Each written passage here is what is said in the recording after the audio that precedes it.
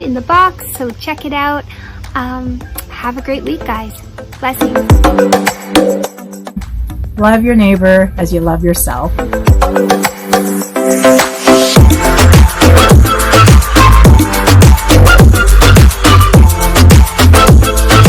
You're kings and queens.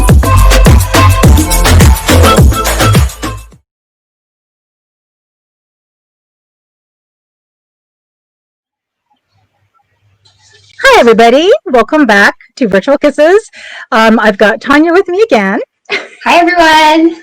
And me, Elsa. And sorry, we're a few minutes late. So hopefully this will give you a chance to hop on and to join us. And I'm just going to take a quick look and make sure that this is actually going. And it is. Yay! All right. Oh, and I didn't turn on my volume.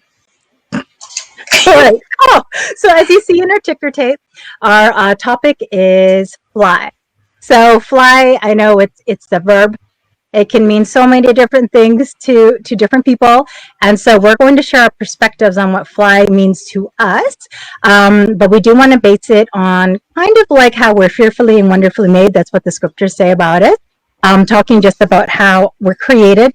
And I believe we're created to fly. Even though we don't have wings, we've got our pretend wings to spiritualize or to represent our spirit wings. So Tanya's is gold, mine's white. This is actually, we had these on for Comic-Con a few years ago. Tanya was iridescent, right? Iridescent? Yeah, iridescent. Iridescent. And then this is actually my son's wings that we made from tissue paper and feathers and all that kind of stuff. He was Pit from, like Pit Icarus from whatever, I don't remember, some video game.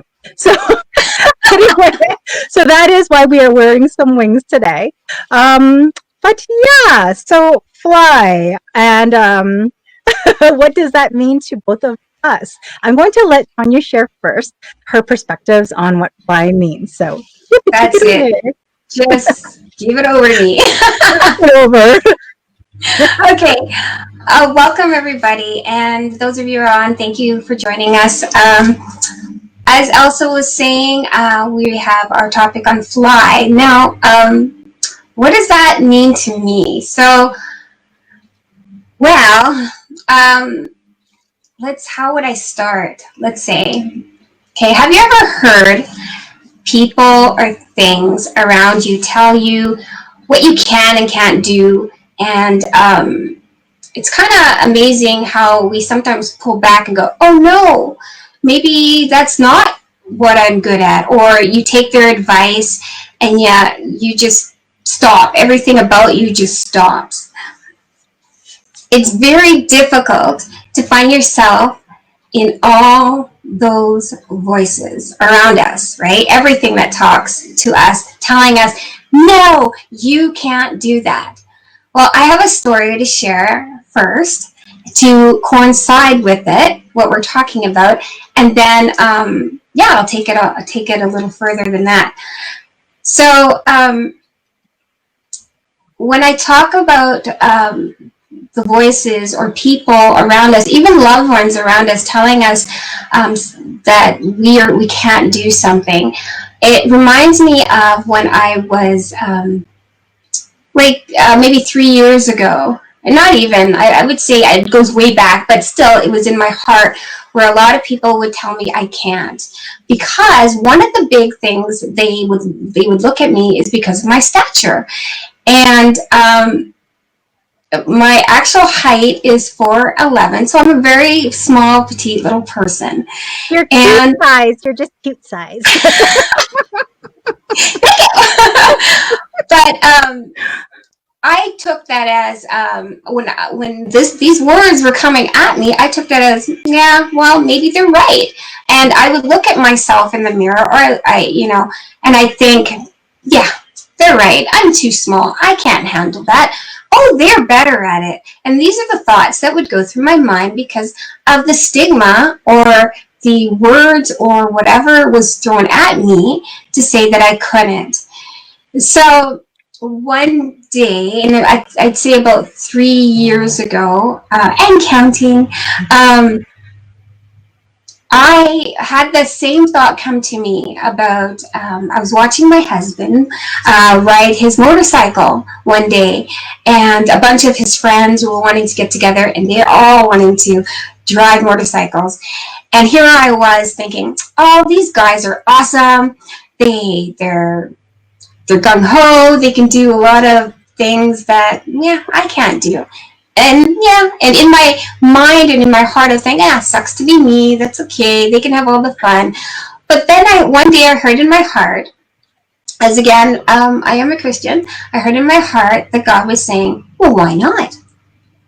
Why do you have to be left behind? And I said, well, because of my height.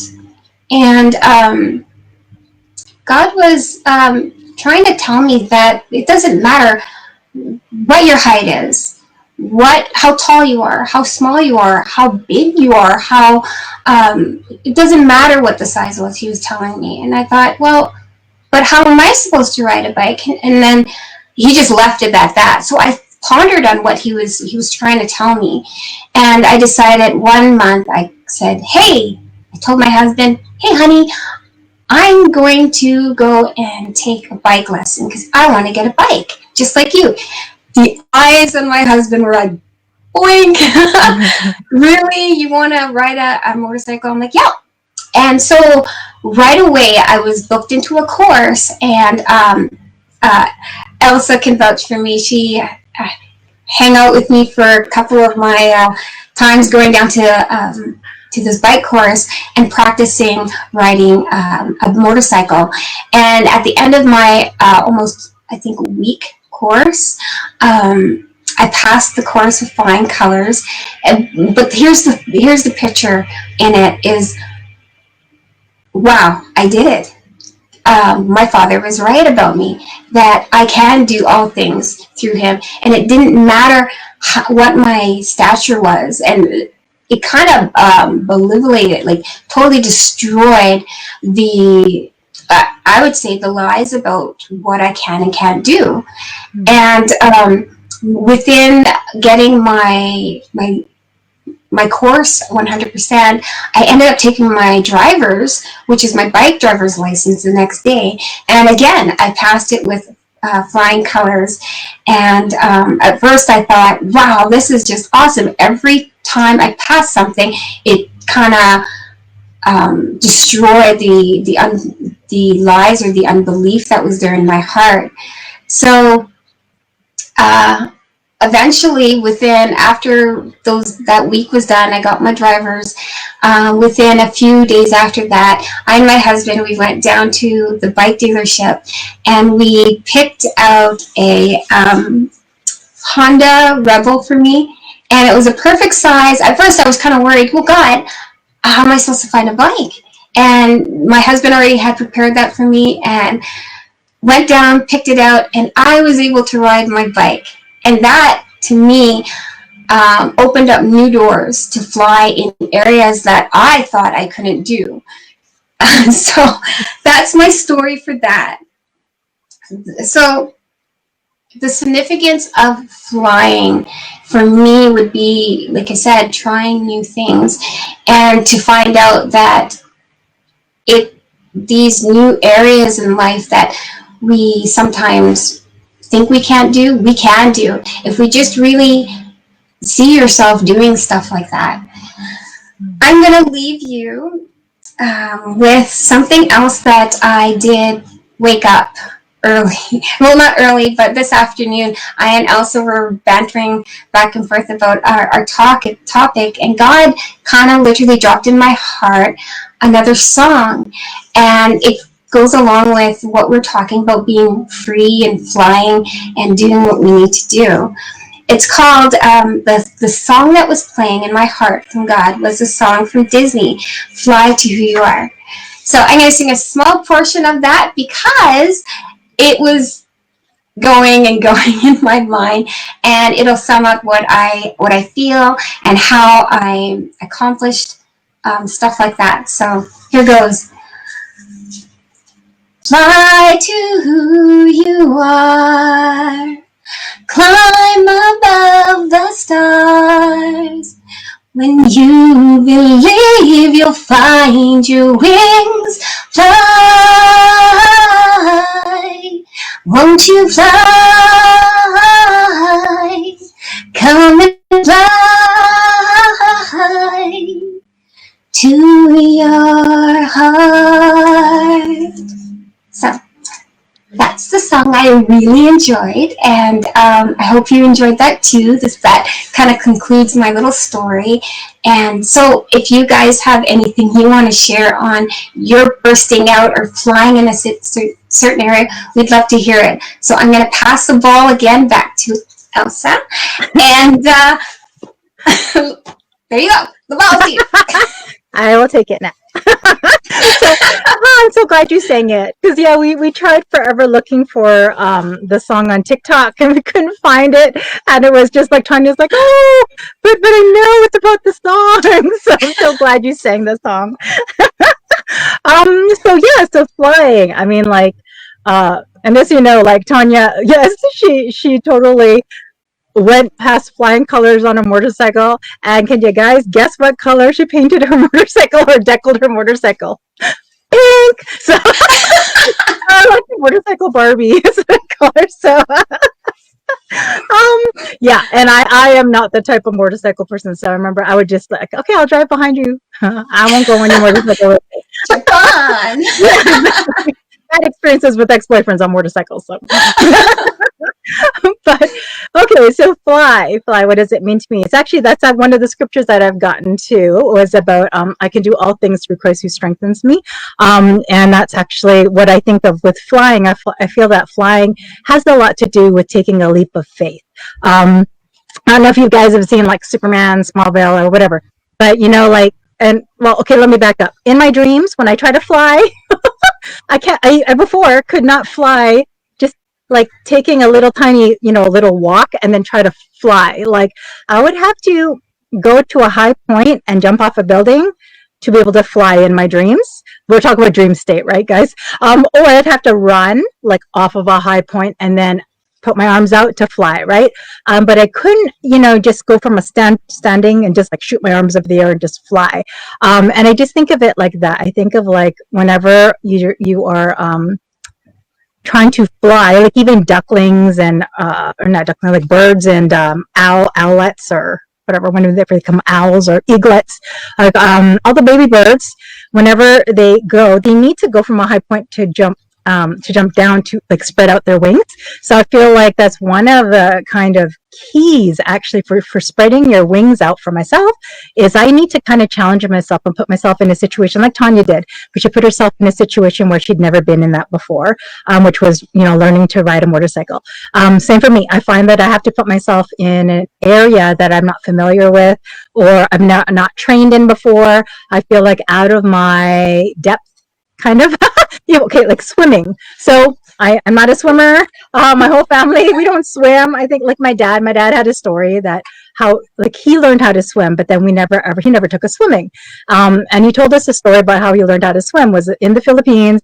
His brother said, it's time for you to learn how to swim. And they threw him off the dock, right? So that's how he had to learn how to swim. So after that, we were kind of like, we don't want to do anything with swimming, right? So whenever before we go swimming, we'd only go to hot tubs. Like we just sit there or go to the shallow end, like with you, right? And the kids would go play around, kick around our feet in the shallow end. But, we never went swimming or anything. And then finally it was, I think a couple of years ago, if I remember right, a few years ago, a friend of mine who's an actual swim instructor, she wanted to try my skincare. And I said, well, let's barter. You're a swim instructor. So let's like swap here. I'll give you some skincare and you could teach me and my kids how to swim. She like the very, very first, she was like, when, and a friend of ours had joined us, Nora had joined us as well, because she never learned how to swim. And she's from Ghana. So, you've got an Asian and you got someone from Ghana and, we like, don't like water. It was like, how cats don't like water. That's how we were. So you can see us like the kids, they learned right away. Like Leanne was an amazing teacher. They took to Leanne right away. They like trusted her and they were like swimming like little fishies. So me and Nora watching this, we're like, okay, well, it can't be that hard, right? So we go in there and she's like, okay, well, number one, you just gotta like, kind of like plug your nose or whatever, or just like stick your head under the water at least. So at least like get your head wet. Let's just you getting because we're like sitting in the water up to here. We're like, it's not good. Touch us, hair's still nice and dry. And she's like, you gotta get your head under the water. So, oh man, I don't know how many tries that took, and we were just struggling. We were just like, don't jump up, like this whole spaz would take over us. We're like, water went up our nose, water went up our nose. She's like, yes, that's what's gonna happen. Water's in her ears, It was so foreign. It was like such we were not used to that. It was like we have no business being in the water. That's what I was like, our feet should be on dry land, right? So finally, it was like it took us spreading out our wings. It took me trusting. That's another thing. I had to trust, right? And I had to let go of fear. So flying will get I think your wings get clipped with fear. Fear is designed to clip your wings. And so faith does the opposite. I think faith will actually spread out your wings. So I put faith into Leanne as an instructor, like, okay, she's taking this. She knows what she's doing. I put faith that, okay, God's not going to let me drown here. We're in a public swimming pool. There's lifeguards all around. And, if my kid can do it, I'm sure he can do it. So, it didn't take fun. As soon as we got got okay with the water being in our face and in our nose and in our ears, we were kind of we took to swimming and we learned very, very quickly. And it was almost like a supernatural learning curve that we hit. But it couldn't happen until the whole fear thing was faced. Another circumstance was whenever, I don't know if you remember this, when we went with you and the kids and we took, I don't know what you call that, but it's like climbing at West Edmonton Mall. Rock climbing. Rock climbing? Kind of like that. With a bunch and you're kind of like on a tightrope thing? Yeah, it's like a tightrope climbing. Yeah, and there's all these different levels. It's really high because it goes right to the top there. And so when we were at the first 2-3 levels, we're kind of hopping through it woohoo! We're taking the easy beams. They have difficult beams and easy beams. You got points where you can hold, but you also have a bungee safety cord to hold you. But that does not feel secure. There's slack in it. So it's it's not okay, sure, you're going to trust that it's going to catch you, right? But you're not going to go and try it out to see let me see if this catches me, fall off. You're trying to stay on this balancing beam. So I was watching, my daughter was froze up. I think your son froze up. Both of them froze up, right? But your daughter and my son was zipping through the whole thing, right? So now we're it's our turn. And me and you went separate. We had all the kids wait at the bench and we're oh, well, we can do it. Oh my gosh. I was we were points before we got to the high part where I looked down. Mistake number one. I looked down and I was oh, this is really high, right? And we're looking, which is the easy beams, right? But it was a moment. You're on the beam and you had to decide. It was a decision. Is it a decision that, okay, it was almost fear was very, very present and very tangible. It grips your heart and your heart's beating crazy, and also you can hear in your ears, and it's everything's amplified, and all these visions of you falling or going through your head. So it's everything is busy, but your feet are planted, right? And it's fear was so real. And it was a moment, and I asked you about it too afterwards. I'm like, did you find fear was actually kind of tangible? You could feel it, you can taste it, smell it, it was inhabiting you. And then we had to make a physical, mental choice to go, no, I am going to take that step of faith and I will make it to the other side and I will survive.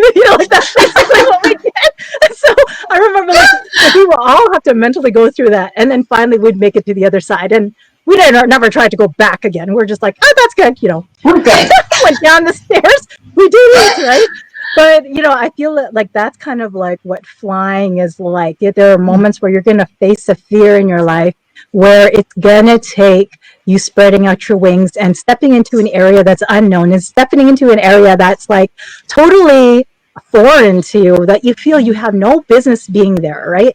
But for me, again, I'm a Christian like Tanya, so it's I put my faith in God. I put my faith that He's going to keep me, He's going to guide me. And I think a lot of times too, just even in this type of pandemic that we're in right now, where fear can grip you in so many different areas, whether it's finance or mentally or physically, even with your health or, things like there's so many areas that fear can now inhabit in our life. And it's inhabiting media, it's inhabiting, maybe your neighbors and your friends and family, right?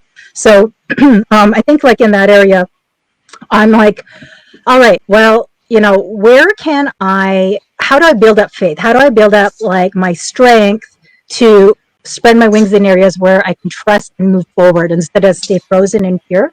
And there's a scripture that talks about, like in Isaiah, I think it's Isaiah 40 or 41 or something like that, but it talks about those who wait upon the Lord will renew their strength. They will rise up with wings like eagles. They will walk and not grow weary, or they will run and not grow weary. They'll walk and they won't faint. So that's what I kind of put my trust into, is that if I will wait on God and I will just like rest and just wait on his word, like just to kind of meditate and read what he says, there's words of life in there, that's going to give me some keys to strengthen my spirit, where I feel like fear is failing my heart and fear is failing my body.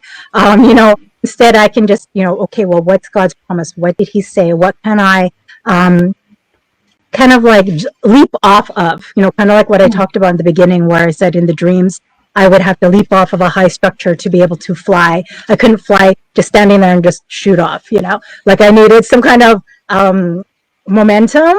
And so, which takes like your leap of faith, right? To be able to run towards something. It also meant like, whenever it says without vision, my people perish. So you run toward the mark because you run towards something you can see. So there's a promise or there's a destination or there's something where you can see that you're running towards, that, it's going to take wings of faith to like get you to that point. And you have to battle fear. Like everybody's got a battlefield fear. I don't think there's anyone in the world who does not battle fear. So whether it's motorcycle riding or whether it's climbing up on beams like we were doing or swimming, there's so many different fear areas that each one of us can face. So yeah, that's what flying means to me. But I'm going to end it off here, and I'm going to pass it back to you, Tanya, and see if there's anything else that you want to add. Thanks, Elsa. So, guys, try new things. I guess that's what our message is all about. Fly and try new things. If it's the word of God that you are counting on, you can do all things. So, just like what Elsa was portraying in the stories, even though they were wild for us, we did it and we accomplished it, and it feels so good that the next time we decide to do it again, we're able to do it. Yes, right? Wasn't so scary. So we just want to leave that with you today, and we just want to also bless you and thank you for joining us. So from our house to yours, virtual kisses. Bye, everybody. Bye. Thanks for joining us. Thanks for joining.